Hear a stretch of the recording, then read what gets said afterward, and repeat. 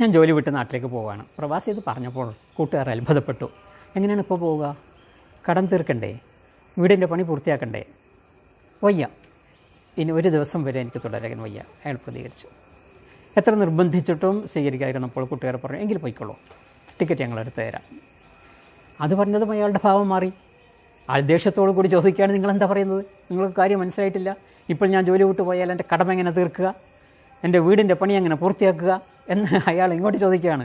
കൂട്ടുകാർ പറഞ്ഞു, സുഹൃത്തെ, ഇത് തന്നെയാണ് ഞങ്ങൾ ആദ്യം പറഞ്ഞത്. 20-30 വർഷം പ്രവാസത്തിലുണ്ടായ ചിലരുടെ അനുഭവമാണിത്. കാരണം കൃത്യമായ ഗോൾ ആൻഡ് പ്ലാനിങ് അതില്ല. ഗോൾ വേണം, അത് നേടുവാനുള്ള പ്ലാനിങ് വേണം. പ്ലാൻ ചെയ്യുമ്പോൾ 2 വഴികൾ മുന്നിൽ കാണും. തെറ്റായ വഴി, ശരിയായ വഴി. ശരിയായ വഴി തന്നെ സ്വീകരിക്കണം. വേറൊരു തരത്തിൽ 2 വഴികൾ മുന്നിൽ കാണും. എളുപ്പവഴി, ബുദ്ധിമുട്ടുള്ള വഴി. എളുപ്പവഴിയാണ് നല്ലത്. എപ്പോഴും എളുപ്പവഴിയിലൂടെ ലക്ഷ്യത്തിലേക്ക് എത്താൻ കഴിയണമെന്നില്ല. അപ്പോൾ ബുദ്ധിമുട്ടുള്ള വഴിയിലൂടെ പോകണം. നാഷണൽ ഹൈവേയിൽ പണി നടക്കുന്നതുകൊണ്ട് ബുദ്ധിമുട്ടാണ്. സ്റ്റേറ്റ് ഹൈവേയിൽ പോയിക്കോളൂ. നാഷണൽ ഹൈവേയിൽ പോയാൽ മാത്രമേ നാം എത്തേണ്ടടുത്ത് എത്താൻ പറ്റൂ എങ്കിൽ നാഷണൽ ഹൈവേയിൽ തന്നെ പോകണം. ബുദ്ധിമുട്ടില്ലേ? ഉണ്ട്. സഹിച്ചേ പറ്റൂ. ജീവിതം അങ്ങനെയാണ്. പ്രയാസങ്ങൾ പൂർണ്ണമായും ഒഴിവാക്കിക്കൊണ്ട് ജീവിക്കാൻ കഴിയില്ല. ഇതെല്ലാം നമ്മുടെ ഗോളിനെയും പ്ലാനിങ്ങിനെയും ആശ്രയിച്ചിരിക്കുന്നു.